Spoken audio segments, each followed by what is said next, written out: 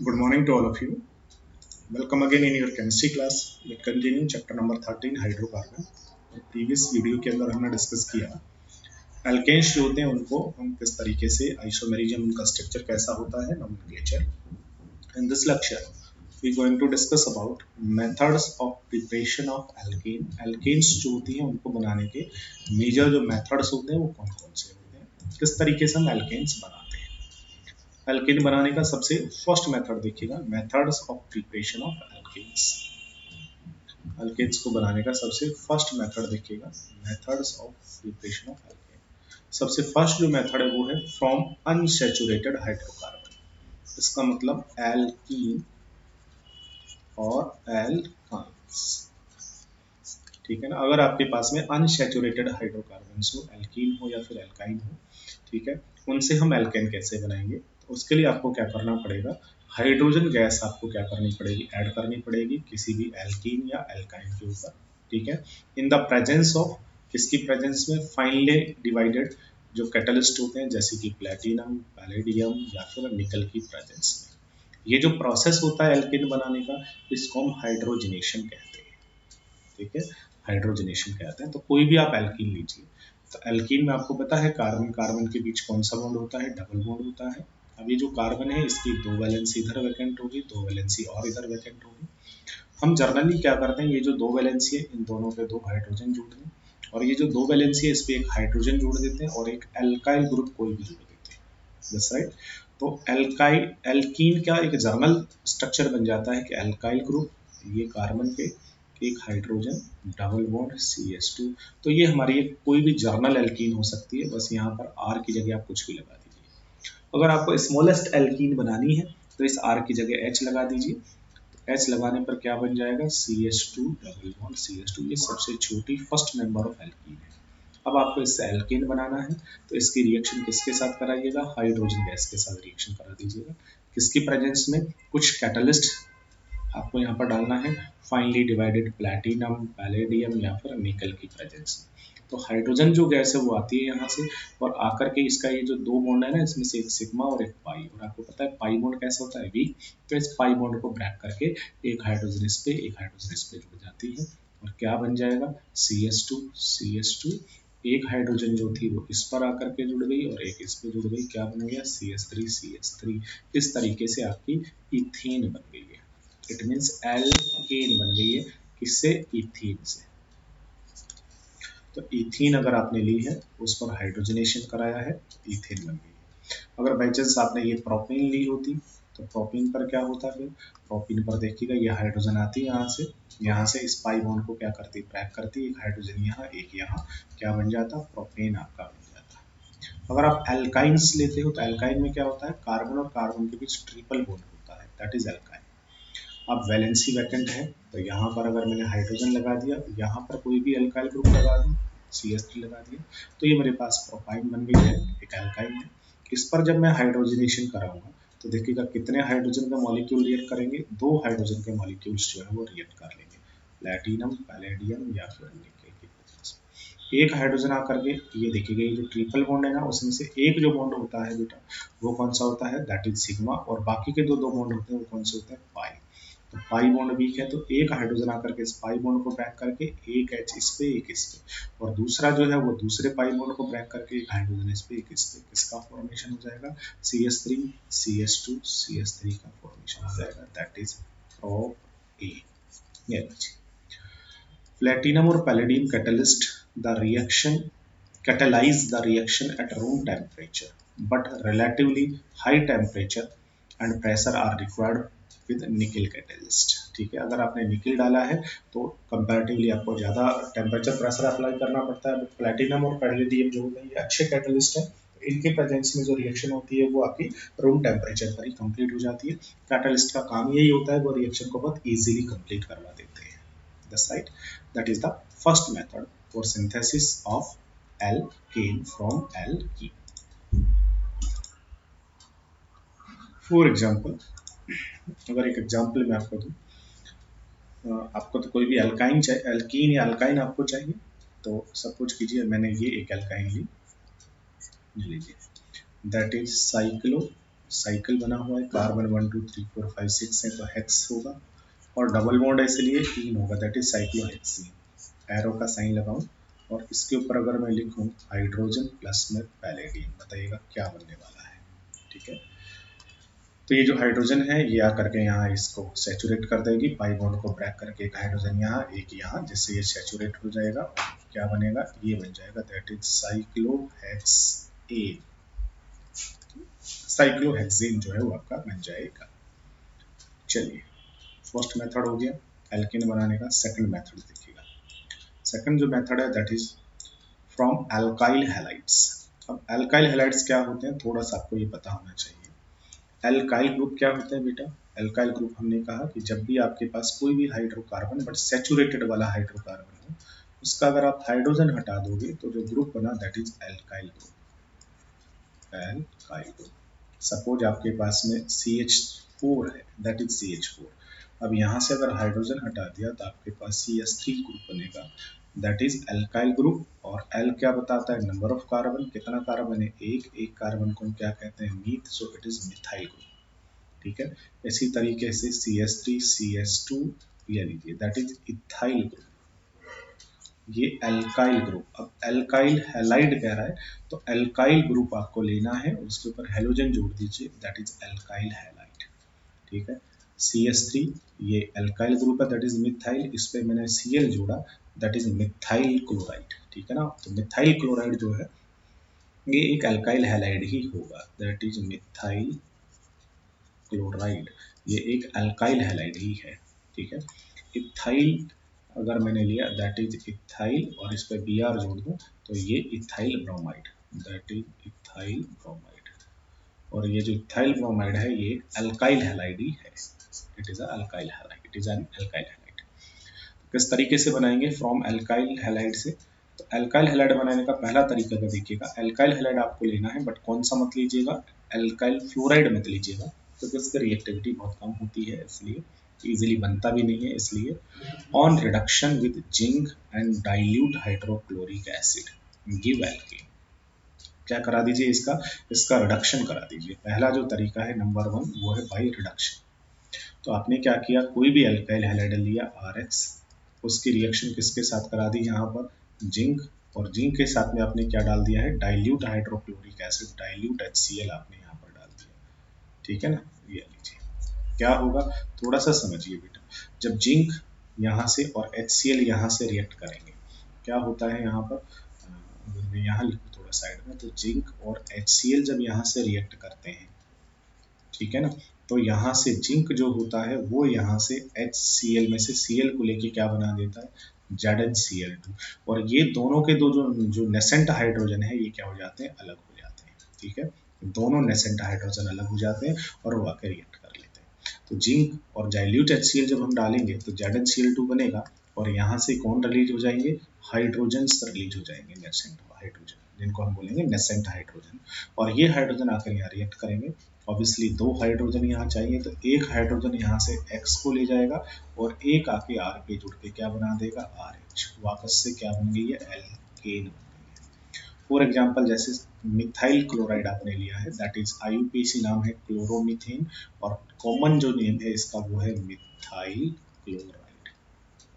ठीक है, Zn plus आपने क्या डाला है, HCl, तो दोनों के रिएक्शन से क्या बन रहा है यहाँ पर, हाइड्रोजन गैस। हाइड्रोजन गैस ना कह करके इसको हम क्या कहेंगे, नेसेंट हाइड्रोजन, दो हाइड्रोजन, आपको ऐसा लिखना है 2H, that is nascent hydrogen. तो एक क्या बाहर चला जाएगा HCl, और एक H आकर के यहाँ जुड़ के क्या बन जाएगा, CH4। सेम ऐसे यहाँ पर हो जाएगा, सेम ऐसे यहाँ पर हो जाएगा। इस तरीके से हम इसका रिडक्शन करके बना सकते हैं। तो आपने क्या लिया है, सपोज आपने लिया है ये एरो का साइन लगा हो, उस पर अगर लिख दिया जाए जिंक और H पॉजिटिव, H पॉजिटिव का मतलब अपने आप एसिड हो गया है, तो ठीक है ना, तो यहाँ रिएक्शन होगी और क्या मिलने वाला है यहाँ पर, नेसेंट हाइड्रोजन दो, एक हाइड्रोजन Cl के साथ और दूसरा वहां जुड़ के किसका फॉर्मेशन कर देगा, प्रोपेन का फॉर्मेशन कर देगा। ठीक है ना, तो 1 क्लोरोप्रोपेन आपने लिया है तो आपका प्रोपेन बन जाएगा। अगर आपने क्लोरोइथेन या इथाइल क्लोराइड लिया है तो उससे आपकी इथेन जो है उसका फॉर्मेशन हो जाएगा। चलिए, इसके बाद दूसरा जो तरीका है वो है कि अगर आपके पास में वही अल्काइल हैलाइड है तो उस अल्काइल हैलाइड का रिडक्शन मत कराइए। पहला तो था रिडक्शन कराया, अब आप उसका रिडक्शन मत कराइए, तो क्या करा दीजिए, उसकी वुड्स रिएक्शन करा दीजिए। वुड्स रिएक्शन में क्या करना होता है, देखिएगा वुड्स रिएक्शन में करते हैं क्या है, alkyl halide on treatment with sodium metal, sodium metal के साथ रिएक्शन करा दीजिए। किसके अंदर करानी है, ड्राई ईथर में करानी है। ड्राई ईथर का मतलब है वहाँ पे मॉइस्ट नहीं होनी चाहिए, क्योंकि सोडियम आपको पता है मॉइस्ट के साथ जल्दी क्रिया कर लेता है, रिएक्ट कर लेता है और आग लग जाती है या रिएक्ट कर लेता है, ठीक है ना। तो मॉइस्ट वहाँ नहीं होनी चाहिए, इसलिए ड्राई ईथर की प्रेजेंस में रिएक्शन करा दीजिए। तो आपको क्या मिलेगी, याद रखिएगा हायर एल्केन मिल जाएगी। वहाँ हायर एल्केन नहीं मिलेगी, वहाँ छोटी एल्केन मिलेगी, यहाँ पर हायर एल्केन मिल जाएगी। This reaction is known as Wurtz reaction and is used for preparation of higher alkanes, बनाने में काम आती है, containing even number of carbon atom. याद रखिएगा इससे even number of carbon atom की हाई एल्केन जो है वो बनती है, ठीक है। करना क्या है, देखिएगा एक कंटेनर लिया, इस कंटेनर में आप क्या करेंगे, इस कंटेनर में बेटा सपोज कीजिए आपने मिथाइल ब्रोमाइड डाल दिया, ठीक है। अब इसमें क्या डाल दीजिएगा, सोडियम डाल दीजिएगा, और किसकी प्रेजेंस में, ड्राई ईथर की प्रेजेंस में। तो क्या होता है, दो सोडियम के साथ में दो मिथाइल ब्रोमाइड क्या कर जाते हैं, रिएक्ट, और रिएक्ट करके क्या होता है, देखना ये जो Na है ये इस Br के साथ NaBr, और ये Na इसके साथ NaBr, और CH3 आपस में कंबाइंड हो जाते हैं। तो क्या बन गई है, देखिएगा हायर एल्केन बन गई है, 2NaBr बाहर चला गया है, ये लीजिए,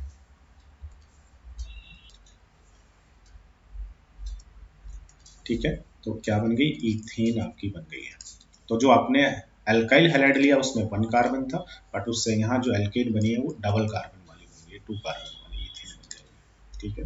अगर आपने 2 कार्बन वाली इथेन ली होती, CH3CH2Cl, अगर आपने इथाइल क्लोराइड लिया है और ड्राई ईथर की प्रेजेंस में सोडियम के साथ रिएक्ट करा रहे हो, तो कितने सोडियम रिएक्ट कर लेते हैं, 2, और इथाइल क्लोराइड भी कितने रिएक्ट कर लेते हैं बेटा, 2 ही इथाइल क्लोराइड रिएक्ट कर लेते हैं, किसकी प्रेजेंस में, in the presence of dry ether. That's right. क्या होता है, यहाँ से 2 NaCl कहाँ चले जाएंगे, बाहर, दोनों कंबाइंड होकर क्या बना देते हैं, CH3CH2CH2CH3, ये बन जाएगी ब्यूटेन।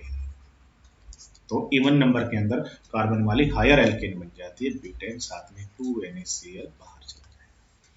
अब एक क्वेश्चन यहाँ पर बहुत इंपॉर्टेंट क्या है, what will happen if two different alkyl halides are taken. अगर हम यहाँ पर इस कंटेनर में दो डिफरेंट टाइप के हैलाइड यहाँ पर अगर लेते हैं, तो फिर बताइएगा क्या यहाँ से हो जाता, ठीक है। तो क्या यहाँ से होता, तो मैं इस तरफ साइड में लिख कर बता देता हूँ क्या यहाँ पर हो जाता। देखिए अगर इस कंटेनर के अंदर मैं दो डिफरेंट हैलाइड्स यहाँ पर लेता है, सपोज कीजिए एक मैं यहाँ से लेता CH3Cl, ठीक है। तो यहाँ पर ऑब्वियसली CH3Cl के बहुत सारे मॉलिक्यूल्स यहाँ पर प्रेजेंट होंगे, और दूसरा मैंने यहाँ से लिया है CH3CH2Cl, इथाइल क्लोराइड। तो ऑब्वियसली इथाइल क्लोराइड जो है उसके भी बहुत सारे जो मॉलिक्यूल्स हैं वो यहाँ पर प्रेजेंट होंगे, और ड्राई ईथर की प्रेजेंस में मैंने यहाँ पर क्या डाल दिया, सोडियम। तो ऑब्वियसली सोडियम के भी बहुत सारे एटम्स यहाँ पर प्रेजेंट होंगे, ठीक है। रिएक्शन होगी, ये Na जो है, सपोज ये जो Na है ये इस Cl के साथ रिएक्ट कर गया, ये Na इसके साथ रिएक्ट कर गया, ये Na इसके साथ रिएक्ट कर गया, ये इसके साथ रिएक्ट कर गया, ये इसके साथ रिएक्ट कर गया, ठीक है। ये वाला इसके साथ रिएक्ट कर गया, NaCl NaCl गया। अब देखना क्या बन गया, यहाँ से आपके पास मिथाइल ग्रुप बन गया, यहाँ से मिथाइल, यहाँ से बन गया इथाइल, यहाँ से बन गया इथाइल। अब जब ये आपस में रिएक्ट करेंगे तो देखना यहाँ पर कई पॉसिबिलिटी है। पहली पॉसिबिलिटी है, ऐसा हो सकता है कि ये मिथाइल मिथाइल आपस में रिएक्ट कर जाए, तो मिथाइल मिथाइल रिएक्ट करेंगे तो देखिएगा ये इथेन बन जाएगी। और ऐसा भी हो सकता है कि इथाइल इथाइल आपस में रिएक्ट कर जाए। अगर इथाइल इथाइल आपस में रिएक्ट कर गए हैं तो फिर किसका फॉर्मेशन होगा, ब्यूटेन का फॉर्मेशन हो जाएगा, दैट्स राइट। और फिर ऐसा भी हो सकता है कि ये आपस में रिएक्ट कर गए, अगर ये आपस में रिएक्ट कर गए तो फिर किसका फॉर्मेशन होगा, प्रोपेन का फॉर्मेशन होगा। तो फिर यहाँ पर 3 टाइप के जो एल्केन है उनका मिक्सचर बनता है, ठीक है ना। Mixture of alkene will be obtained, तो यहाँ 3 का मिक्सचर बनेगा। तो ऐसा लिख सकता हूँ, अगर मेरे पास एक RX हो, एक मेरे पास R-X हो, तो 2 टाइप की मैंने क्या ली है, अल्काइल हैलाइड्स लिए हैं, रिएक्शन करा रहा हूँ किसके साथ, सोडियम के साथ में, ये लीजिए 2NX बाहर, क्या बनने वाला है, ड्राई ईथर की प्रेजेंस में, तो R R ये वाली एल्केन बनेगी, दूसरा आर डैश वाली एल्केन बनेगी, और तीसरा क्या बनेगा, आर आर डैश। ठीक है ना, तो 3 टाइप के एल्केन का मिक्सर यहाँ से बन जाता है, मिक्सचर बनेगा। और कितनी एल्केन का मिक्सचर बनता है ये भी तुम्हें याद रखना है, 3 एल्केन का मिक्सचर यहाँ से बन जाता है। बनाने के मेथड्स, कितने मेथड्स हो गए, 2 मेथड्स हो गए। अब है मेथड नंबर 3, तीसरा मेथड। तीसरा जो मेथड है that is from carboxylic acid. Third method number 3 that is from carboxylic acid. Carboxylic acid अगर आपके पास में हो, कार्बोक्सिलिक एसिड का फॉर्मूला क्या होता है, COOH वैकेंट वैलेंसी। अब यहाँ पर आप H लगाएंगे तो स्मॉलेस्ट कार्बोक्सिलिक एसिड बनेगा, कार्बन कार्बन जोड़ेंगे तो बड़ा कार्बोक्सिलिक एसिड बन जाएगा। और ये अल्काइल ग्रुप को मैं किससे लिख देता हूँ, यहाँ R से लिख देता हूँ। तो ये कोई भी जर्नल कार्बोक्सिलिक एसिड हो सकता है। अब कार्बोक्सिलिक एसिड से भी 2 मेथड होते हैं। पहला मेथड जो है वो सुनिएगा, पहला जो मेथड है वो है कि अगर आपने कार्बोक्सिलिक जो एसिड है उसका अगर आपने सोडियम सॉल्ट लिया, sodium salt of carboxylic acid लिया, और इसको अगर आप हीट कर दो, किसके साथ हीट करना है, सोडा लाइम के साथ। अब सोडा लाइम क्या होता है, तो इसमें सोडा होता है और लाइम होता है। ठीक है, सोडा का मतलब है मिक्सचर ऑफ सोडियम हाइड्रोक्साइड, और लाइम क्या होता है हमारा, कैल्शियम ऑक्साइड। दोनों का जो मिक्सचर होता है 3:1 में, उसी को हम कहते हैं सोडा लाइम। सोडा लाइम के साथ इसे हीट कर दीजिए तो क्या होता है, गिव एल्केन। तो क्या मिलती है आपको, एल्केन मिलती है। बट उस एल्केन के अंदर क्या होता है, एक जो कार्बन एटम है वो कम हो जाता है, 1 carbon atom less than the carboxylic acid. Carboxylic acid में जितने कार्बन थे उससे एक कार्बन कम हो जाता है और वो वाली एल्केन बन जाती है। इस रिएक्शन को हम क्या कहते हैं, this process of elimination of carbon dioxide. इस रिएक्शन में कार्बन डाइऑक्साइड बाहर जाती है, कहाँ से, कार्बोक्सिलिक एसिड से। कार्बोक्सिलिक एसिड टूट जाता है, इसलिए इसको हम डीकार्बोक्सिलेशन रिएक्शन भी कहते हैं। दैट्स राइट, किस तरीके से रिएक्शन होती है, तो आप इसको यहाँ पे समझ सकते हैं किस तरीके से रिएक्शन होती है, थोड़ा सा अंडरस्टैंड करेंगे। तो पहले आप सोडा लाइम को समझ लीजिए। सोडा लाइम क्या होता है, बहुत सिंपल सा है, सोडा लाइम। ठीक है, सोडा क्या होता है, सोडा का मतलब है सोडियम हाइड्रोक्साइड NaOH, और लाइम क्या होता है, CaO। दोनों का 3:1 में जो मिक्सचर होता है दैट इज सोडा लाइम। तो आपने करना क्या है, आपने बेटा कार्बोक्सिलिक एसिड, बट एसिड नहीं लेके उसका सोडियम सॉल्ट ले लो और उसमें सोडा लाइम डाल दो। सोडा लाइम जब आप डालोगे तो क्या होगा, सोडा लाइम में NaOH देखिएगा ज्यादा है, तो यही रिएक्ट करता है। तो CaO का काम क्या है, ये कैटलिस्ट की तरह काम करता है। डाल करके हीट करोगे तो क्या होता है बेटा, यहाँ से देखिएगा, यहाँ से ये ग्रुप बाहर चला जाता है। क्या बाहर चला गया ये, और क्या बच गया, H जो है सीधा R पे आके जुड़ गया, क्या बन जाएगा, RH, और बाहर जाता है Na2CO3। ये लीजिए एल्केन आपके पास बन जाएगी, बट एल्केन में कार्बन कम हो गया। पहले R के साथ एक कार्बन और था, बट अब R ही रह गया है। ठीक है ना, एक कार्बन का नंबर कम हो जाता है। फॉर एग्जाम्पल, जैसे अगर आपने लिया हो CH3COONA, that is sodium acetate.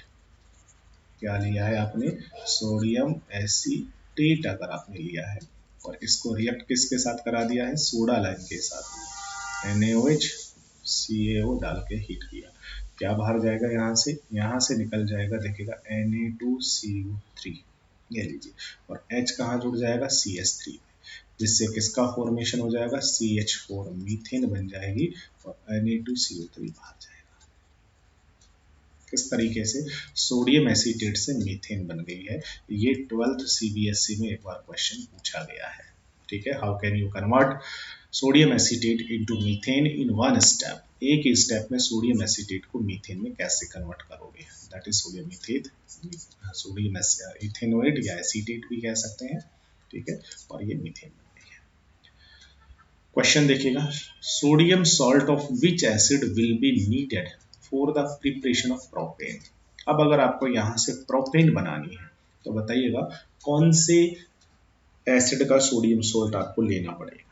अगर आपको यहाँ से प्रोपेन बनानी हो तो देखिएगा, यहाँ पर प्रोपेन बनानी है, CH3 CH2 CH3 ये लीजिए। तो ये जो आपका R ग्रुप है उसमें ये प्रोपेन तो होनी ही चाहिए, इसमें 3 कार्बन होने चाहिए। तो फिर यहाँ पर क्या लेना पड़ेगा, तो यहाँ पर आपको 4 कार्बन वाला जो एसिड होता है, कौन सा, CH3 CH2 CH2 COOH। Acid ना लिखे उसका सोडियम सॉल्ट, आपको ये वाला सोडियम सॉल्ट लेना पड़ेगा, ठीक है ना। क्या है ये? सोडियम ब्यूटेनोइट या ब्यूटेनोइक एसिड का सोडियम सॉल्ट, ठीक है। तो आपको क्या पूछ रहा है वो? Sodium salt of which acid, कौन से एसिड का सोडियम सॉल्ट? तो ब्यूटेनोइक जो एसिड है that is CH3CH2CH2COOH, that is butanoic acid. और ये जो ब्यूटेनोइक एसिड है ना, इसका आपको सोडियम सॉल्ट लेना पड़ेगा, दैट्स राइट। और इसका सोडियम सॉल्ट लेकर के फिर उसकी आप किसके साथ रिएक्शन करा दीजिए? सोडा लाइम के साथ रिएक्शन करा दीजिए। सोडा लाइम के साथ रिएक्शन करा देंगे, हीट करेंगे, क्या हो जाएगा बेटा? यहाँ से देखिएगा Na2CO3 कहाँ चला जाएगा? बाहर, और प्रोपेन का फॉर्मेशन हो जाए। फर्स्ट हो गया बाई सोडा लाइम और डीकार्बोक्सिलेशन से। इसके अलावा दूसरा मेथड और होता है एल्केन बनाने का कार्बोक्सिलिक एसिड से ही। और दूसरा जो मेथड होता है एल्केन बनाने का फ्रॉम कार्बोक्सिलिक एसिड, वो क्या होता है? वो देखिएगा, वो होता है from number 2 from Kolbe electrolysis method. Kolbe electrolysis method. अब कोल्बे इलेक्ट्रोलाइसिस मेथड में क्या करते हैं? देखिएगा, इस मेथड के अंदर करना क्या है? एक एक्वस सॉल्यूशन लेना है सोडियम या potassium salt of carboxylic acid. Carboxylic acid जो है उसका सोडियम या पोटेशियम सॉल्ट और उसका एक्वस सॉल्यूशन ले लीजिए, और फिर उसका आप इलेक्ट्रोलाइसिस करा दीजिए। जैसे इलेक्ट्रोलाइसिस कराएंगे तो आपको एल्केन मिल जाएगी। और एल्केन जो बनती है ना, containing even number of carbon atom at anode. तो एनोड जो है उसके ऊपर आपको इवन नंबर वाली एल्केन जो है, even number of carbon atom वाली जो एल्केन है वो आपको मिल जाती है, that is Kolbe electrolysis method, ठीक है। इसको अगर मैं थोड़ा सा सिंपली लिख दूं, किस तरीके से कराना है देखना। क्या लेना है आपको? कार्बोक्सिलिक एसिड का सोडियम या पोटेशियम सोल्ट। तो ये कोई भी कार्बोक्सिलिक एसिड, इसका आपने सोडियम या पोटेशियम सोल्ट लिया, इसका आपको एक्वस सॉल्यूशन लेना है, वाटर में डिजोल्व कर लीजिए, दैट्स राइट। ये लीजिए, वाटर में डिजोल्व कर लिया। अब आप इसका क्या करेंगे? इलेक्ट्रोलाइसिस कराना है, इलेक्ट्रिसिटी पास करनी है। जब आप इलेक्ट्रोलाइसिस कराएंगे ना, तो देखना क्या होता है बेटा, यहाँ से जो बॉन्ड है ना वो ब्रेक हो जाता है, यहाँ से भी बॉन्ड ब्रेक हो जाता है, यहाँ से भी बॉन्ड ब्रेक हो जाता है। अब क्या क्या यहाँ से बनता है? बहुत सिंपल है इसको आइडेंटिफाई करना। देखिएगा क्या क्या यहाँ से बन रहा है। यहाँ से बेटा एक बनता है H2, ये H2 गैस रिलीज हो जाती है। यहाँ से बनता है NaOH और NaOH, यहाँ से CO2 और CO2, और यहाँ से बनता है R और R मिलके बना देता है एल्केन। तो क्या प्रोडक्ट यहाँ से बनता है? RR, एल्केन बन जाती है हायर वाली, ठीक है। साथ में CO2 CO2, दो जो CO2 है वो रिलीज हो जाती है, और NaOH NaOH दो क्या बन जाते हैं? NaOH। और क्या बन जाता है? H और H मिलके बना देते हैं H2। तो H2 गैस रिलीज होती है, CO2 गैस रिलीज होती है, और एल्केन बन जाती है, दैट्स राइट। कहाँ पर बनती है एल्केन? एल्केन जो बनती है वो बनती है एनोड पर। तो एल्केन बनती है कहाँ पर? एनोड पर। CO2 भी एनोड पर ही रिलीज होती है, और H2 कहाँ पर रिलीज होती है? कैथोड पर रिलीज हो जाती है, दैट्स राइट। अब यहाँ से आप एक जर्नल एग्जांपल देखिए। अगर बाई चांस आपने क्या लिया हो, आपने लिया होता सोडियम एसिटेट, एसिटिक एसिड का सोडियम सॉल्ट आपने लिया होता, दैट्स राइट। ये लीजिए। अब इसका आपने एक्वा सॉल्यूशन बनाना है, तो इसको आपने किस में डिजोल्व किया है? वाटर में डिजोल्व किया है, ये लीजिए। अब क्या करा है आपने? इलेक्ट्रोलाइसिस, ठीक है। तो क्या होता है इसका? इलेक्ट्रोलाइसिस हो जाता है, यहाँ से बॉन्ड ब्रेक हो जाता है, यहाँ से भी बॉन्ड ब्रेक हो जाता है, यहाँ से बॉन्ड ब्रेक हो जाता है, ठीक है। तो क्या बाहर जाएगा यहाँ से? देखिएगा यहाँ से क्या निकल जाता है, यहाँ से चला जाता है बाहर H2, ये लीजिए। यहाँ से H2 जो है वो बाहर चली जाएगी, यहाँ से NaOH, यहाँ से NaOH। उसके बाद यहाँ से क्या बनता है? यहाँ से बन जाता है CH3 CH3 CO2 CO2 बाहर। क्या क्या प्रोडक्ट बने? CH3 CH3 आपस में कंबाइंड हुए, इसलिए CH3 CH3 क्या बन गई है? ईथेन। दो CO2 बाहर गया ये वाले, और दो क्या बन गए हैं? NaOH, 2 NaOH, और यहाँ से क्या बाहर गया है? H2 गैस बाहर चली गई, ईथेन बन जाती है। तो इस तरीके से जो कोल्बे इलेक्ट्रोलाइसिस मेथड है उसमें भी हम कार्बोक्सिलिक जो एसिड होते हैं उनसे हम क्या बना सकते हैं?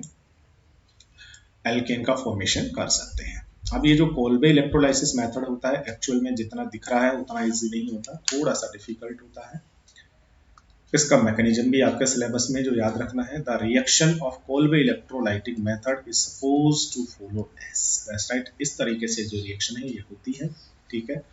मीथेन जो है वो इस मेथड से नहीं बनाई जा सकती। क्या बना सकते हैं क्या? नहीं, मीथेन इस मेथड से नहीं बनेगी।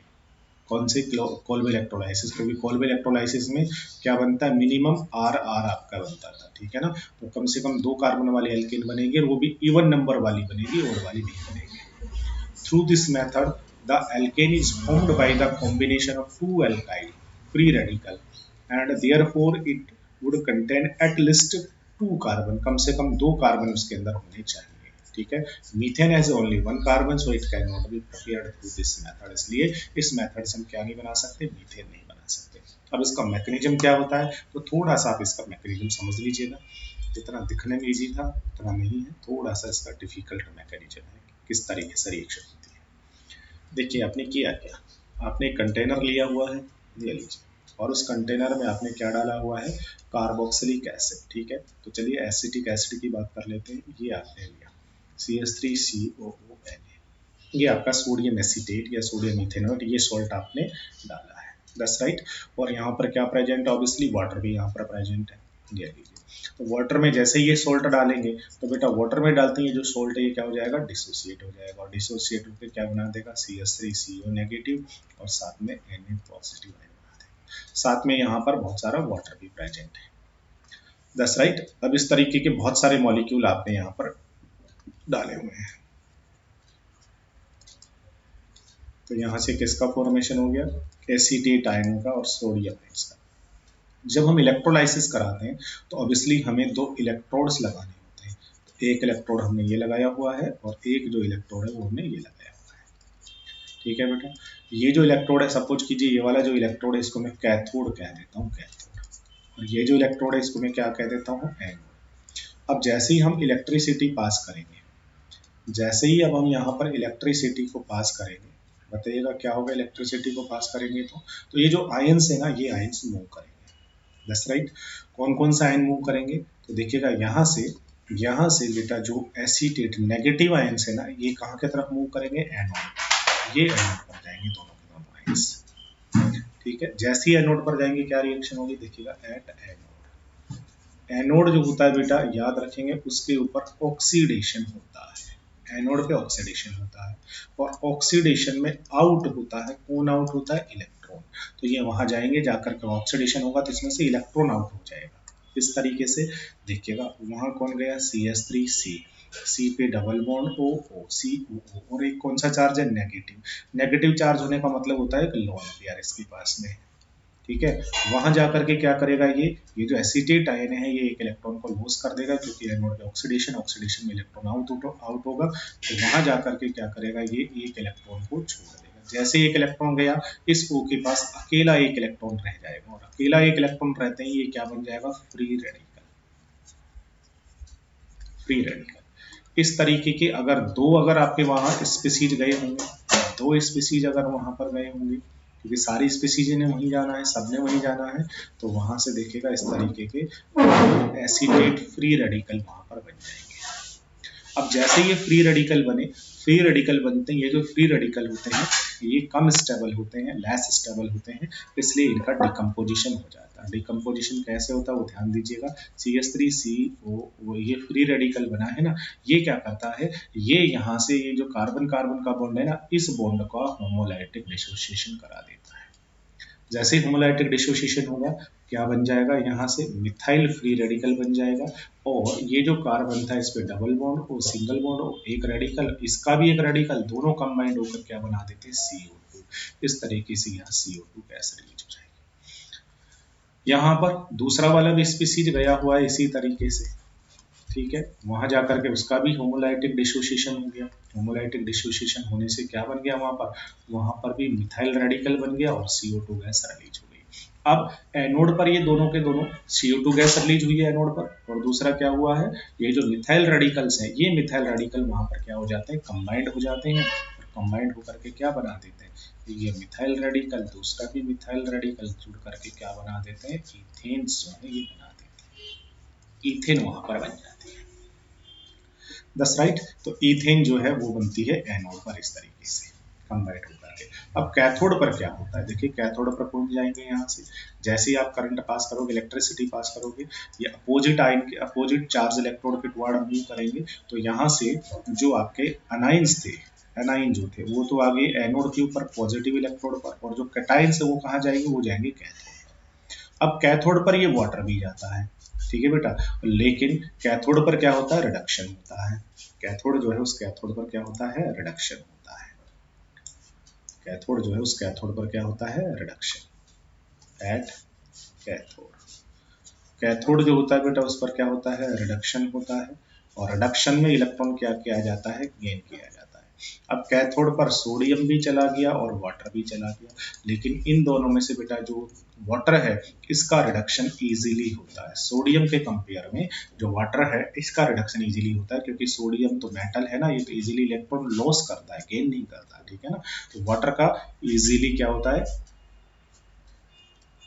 रिडक्शन, वाटर का रिडक्शन हो जाता है। वाटर का जब रिडक्शन होता है तो बेटा क्या होगा, देखना, ये आपका वाटर, ठीक है, ये इलेक्ट्रॉन को गेन करेगा, ऐसे ही दूसरा वाटर चला गया, ये भी इलेक्ट्रॉन को गेन करेगा, तो क्या हो जाएगा, यहाँ से बॉन्ड ब्रेक हुआ, OH नेगेटिव बन गया, H पॉजिटिव, और ये H पॉजिटिव इस इलेक्ट्रॉन को ले लेगा, ऐसे ही यहाँ से OH नेगेटिव H पॉजिटिव, ये इस इलेक्ट्रॉन को लेकर के दोनों न्यूट्रल हो जाएंगे, और दोनों न्यूट्रल होके मिलके क्या बना देंगे, H2 गैस। तो हाइड्रोजन जो गैस है वो कहाँ से रिलीज हो जाएगी, कैथोड से, और OH नेगेटिव आयंस यहाँ पर रह जाएंगे। अब Na पॉजिटिव आयन और ये OH नेगेटिव आयंस ये सॉल्यूशन में पड़े रहेंगे, या Na पॉजिटिव और OH नेगेटिव मिलके क्या बना देंगे, NaOH। इस तरीके से कौन कौन से प्रोडक्ट बन गए हैं, तो बेटा जो एनोड था उस एनोड पर आपकी एल्केन बन गई है, साथ में CO2 गैस वहां पर रिलीज हो गई है, और जो आपका कैथोड था उस कैथोड पर क्या बन गई, हाइड्रोजन गैस रिलीज हो गई है और NaOH बन गया है। That method is known as Kolbe electrolysis method, ठीक है। चलिए अब एक इम्पॉर्टेंट क्वेश्चन सुनिएगा जो 12th क्लास में पूछा गया, CBSE बोर्ड में 12th में पूछा गया कि अगर आपके पास में बेटा ये हो CH3CONA, सोडियम इथेनॉइड या sodium acetate, that is sodium acetate, अगर आपको कहा जाए कि इसको एक ही स्टेप में मीथेन में बदलो, और इसको कहा जाए कि एक ही स्टेप में आप इसको ईथेन में बदलो, क्या करना पड़ेगा। तो यहाँ मीथेन में बदलना है तो ये सब हटाना है, तो यहाँ तो तुम्हें डालना है सोडा लाइम, NaOH डाल के हीट करो, तो ये Na2CO3 कहाँ चला जाएगा, बाहर, मीथेन बन जाएगा, ठीक है, सोडा लाइम। और अगर आपको इसको इथेन में कन्वर्ट करना है तो यहाँ क्या कराओ, कोल्बे इलेक्ट्रोलाइसिस,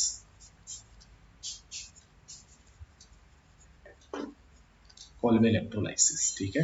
कोल्बे इलेक्ट्रोलाइसिस में क्या होगा, ये जो आपका सोडियम इथेनॉइड है, ठीक है, इसका आपने क्या लेना है, एक्वस सॉल्यूशन लेना है, तो ऑब्वियसली फिर यहाँ वाटर भी होगा, ये लीजिए वाटर के साथ रिएक्शन होगी, इलेक्ट्रोलाइसिस कराएंगे तो H2 अलग हो जाएगा, NaOH अलग, NaOH अलग, यहाँ से CO2 अलग, CO2 अलग, और ये दोनों कंबाइन होकर क्या बना देंगे, इथेन यहाँ से बन जाएगी, इथेन साथ में 2 CO2 साथ में H2 साथ में 2 Na, इस तरीके से। तो इसको एक ही स्टेप में मीथेन में बदल सकते हैं, एक स्टेप में इथेन में बदल सकते हैं, दोनों ही एल्केन्स है, ये भी एल्केन है और ये भी क्या है, एल्केन है। तो कार्बोक्सिलिक एसिड से एल्केन हम दो तरीके से बना सकते हैं, by the help of soda lime and by the help of Kolbe electrolysis method के थ्रू। तो मेथड ऑफ प्रिपरेशन पूरा हुआ। मेथड ऑफ प्रिपरेशन के बाद इसकी जो नेक्स्ट जो प्रॉपर्टीज हैं जो हमें डिस्कस करनी है, these are physical property. Alkanes जो होती है उनकी फिजिकल प्रॉपर्टी जो है वो कौन कौन सी होती है, physical properties of alkanes, alkanes की फिजिकल प्रॉपर्टीज। चलिए एल्केन्स जो है उनका फिजिकल प्रॉपर्टी को डिस्कस करते हैं। देखिएगा फिजिकल प्रॉपर्टी में सबसे पहले जो हम पढ़ते हैं वो पढ़ते हैं इनका फिजिकल स्टेट। फिजिकल प्रॉपर्टी में सबसे पहले पढ़ते हैं इनका फिजिकल स्टेट, एल्केन्स जो होते हैं उनका फिजिकल स्टेट क्या होता है। अब ये जो फिजिकल प्रॉपर्टी है ये आपको याद ही रखनी होती है, ये आपको याद ही रखनी होती है। सबसे पहला जो है फिजिकल स्टेट देखिएगा, फर्स्ट जो 4 मेंबर होते हैं 1 से लेकर के 4 कार्बन वाले, ये सब गैस होते हैं, जैसे मीथेन गैस होती है, इथेन भी गैस होती है, प्रोपेन ब्यूटेन गैस होती है। बट 5 से लेकर के 5 to 17 तक मेंबर वाले जो होते हैं ये लिक्विड होते हैं, और 18 कार्बन एटम और उससे ज़्यादा वाले जो होते हैं ये क्या होते हैं, सॉलिड होते हैं 298 केल्विन टेम्परेचर या रूम टेम्परेचर पर। इनका कोई कलर नहीं होता है, ना इनकी कोई स्मेल होती है। सॉलिबिलिटी देखिएगा, alkanes are almost non polar, alkanes जो होती है नॉन पोलर होती हैं, इसलिए ये वाटर में कैसी होती हैं, इनसॉल्युबल, पानी में नहीं घुलती हैं।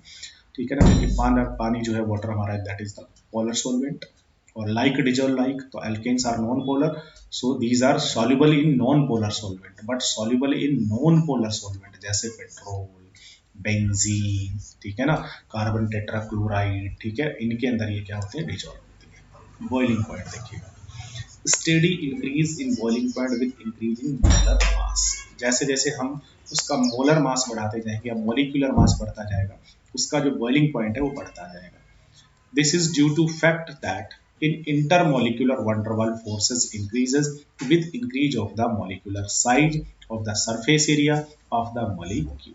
जैसे जैसे हम साइज बढ़ाएंगे, मास बढ़ाएंगे, वैसे वैसे उनका साइज बढ़ेगा, साइज बढ़ेगा तो सरफेस का एरिया बढ़ेगा, और सरफेस का एरिया बढ़ेगा तो वैसे वैसे उनके बीच लगने वाले जो वंडर वाल फोर्सेस है वो फोर्स बढ़ते जाएंगे, और फोर्स बढ़ेंगे उससे क्या होगा, जो बॉइलिंग पॉइंट है वो बॉइलिंग पॉइंट इंक्रीज होता जाता है। That's right. चलिए बॉइलिंग पॉइंट को और हम थोड़ा सा अच्छे से समझते हैं कि बॉइलिंग पॉइंट किस तरीके से इंक्रीज होता है।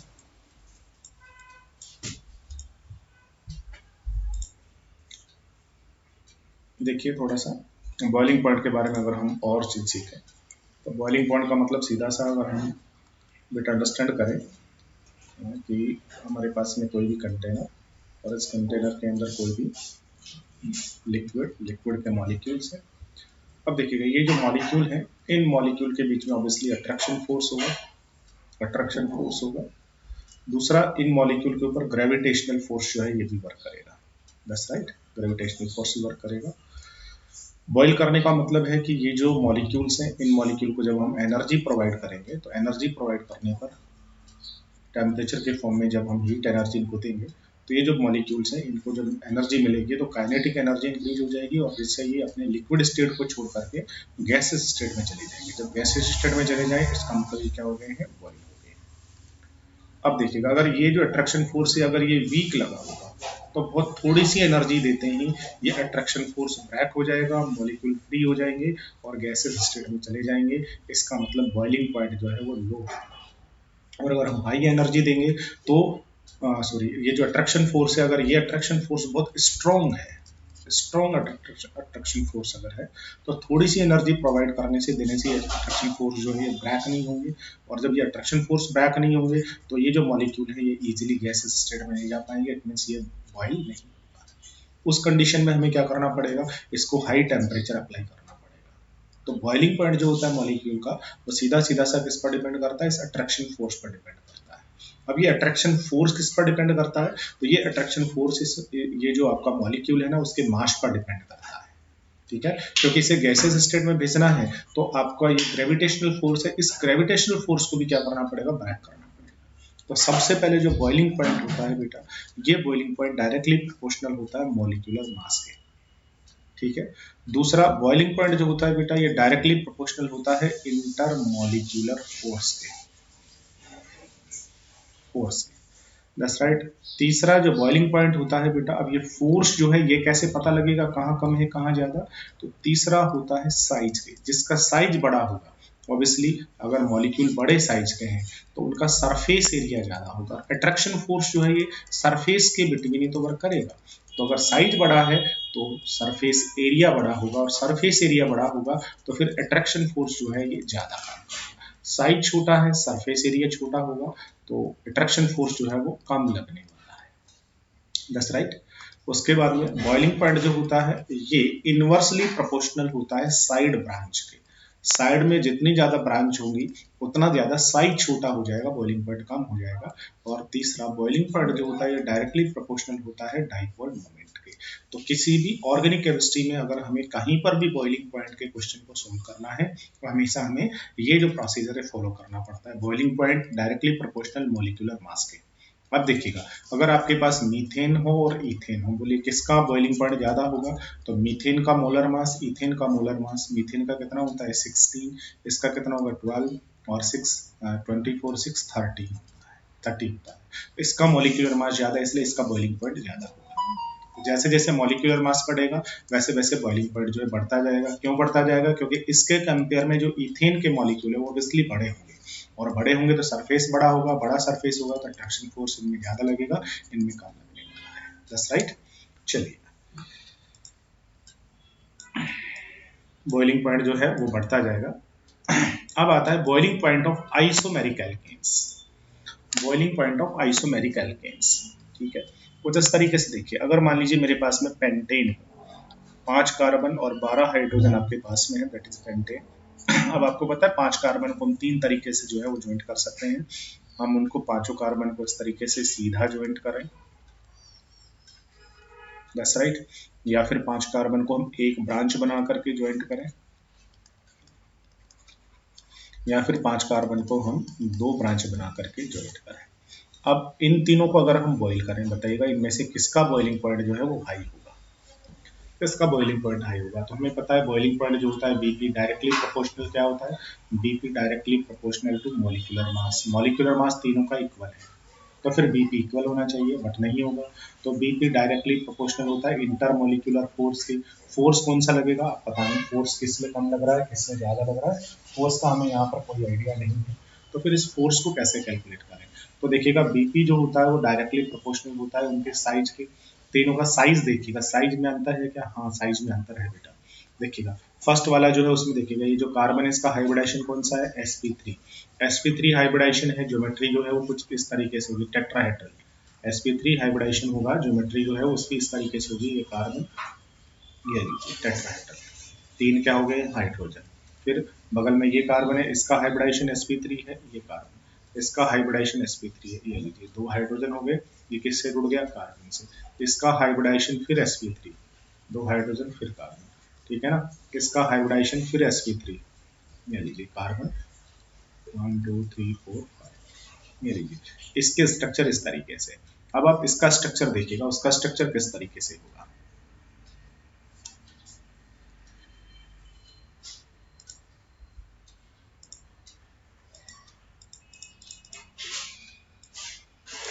इसका जो स्ट्रक्चर है वो देखिए,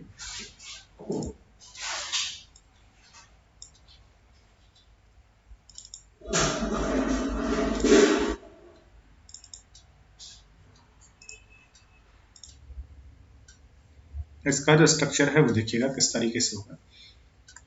तो इसमें ये सेंटर वाला कार्बन, ये वाला, ये कार्बन, इसका हाइब्रिडाइजेशन है sp3, sp3 हाइब्रिडाइजेशन टेट्राहेड्रल। अब इसके ऊपर देखिएगा ये दो जो वैलेंसीज है ना वो दोनों कार्बन से सेटिस्फाइड है, ये दो। इनका हाइब्रिडाइजेशन sp3 तो ये टेट्राहेड्रल, इनका हाइब्रिडाइजेशन sp3 तो ये टेट्राहेड्रल, ठीक है। ये हाइड्रोजन और उसके बाद ये जो कार्बन है इसका, और उसके बाद इस कार्बन का हाइब्रिडाइजेशन sp3 टेट्राहेड्रल। यहाँ पर देखिएगा ये बीच वाला कार्बन है, ये वाला, इसका टेट्राहेड्रल हाइब्रिडाइजेशन sp3 है, टेट्राहेड्रल स्ट्रक्चर। इसके बाद चारों वैलेंसीज के ऊपर ये कार्बन, और ये चारों टेट्राहेड्रल इस तरीके से। अब बताइएगा इनमें से कंपैरेटिवली किसका जो साइज है वो छोटा है। यहाँ देखिएगा जब कोई ब्रांच नहीं थी, ये सारे के सारे कार्बन एक स्ट्रेट चेन में जुड़े हुए थे, तो फिर इस मॉलिक्यूल का साइज देखिए। जब एक ब्रांच हो गई तो इस मॉलिक्यूल का साइज देखिए, और जब उसके अंदर दो ब्रांचेज हो गई हैं तो फिर इस मॉलिक्यूल का साइज देखिएगा, कौन से मॉलिक्यूल का साइज बड़ा है किसका छोटा है। तो आप कहेंगे कि सर ये जो कार्बन कार्बन स्ट्रेट चेन में जुड़े थे तो मॉलिक्यूल का साइज बहुत बड़ा है।